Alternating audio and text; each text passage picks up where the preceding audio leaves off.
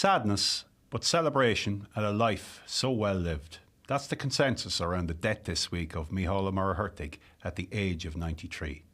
It needs no illustration now to convey what a broadcasting giant he was for the GAA for more than 70 years. A commentator who at times became bigger than the games themselves and the players who played them.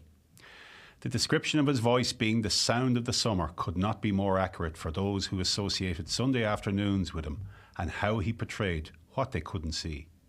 His style was unique, those fundamentals of who you were and where you were from, weaved through the action that he called. The tangents he took have become legendary. Micheál had a most special place in the GAA. He had a magnetism with the membership over many years. That will no doubt be reflected when the action returns to Croke Park this weekend with the All-Ireland football quarter-finals.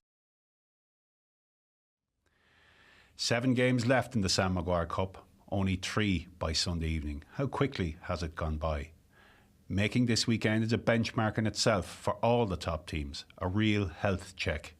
The standout game is Kerry and Derry on Sunday, a repeat of their enthralling All-Ireland semi-final last year that Kerry had to dig deep and come so late to win.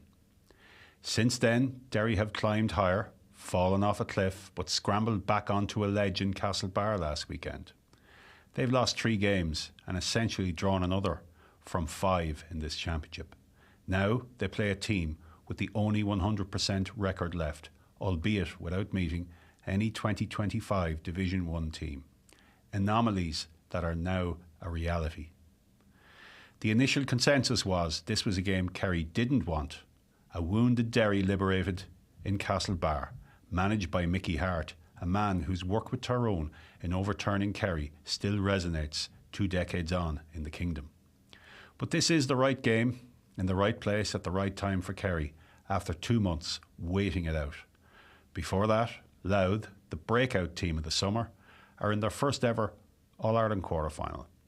The anticipated collapse after Hart and his coach Gavin Devlin, upped and left so abruptly for Derry, didn't materialise. After a brief league dip, they have gone from strength to strength. The driving runs of Craig Lennon, who has plundered 4-6 from wing back this season, makes him one of the highest scorers from play this summer. This looks like a bridge too far now though. Donegal stumbled in Cork, but there was bound to be a dip somewhere after their hardest earned Ulster title yet of all those that they've won. Dublin and Galway meet in the second quarter-final on Saturday night. Galway have one of the best defensive records in the championship, with an average concession of just over 13 points in their 6 games.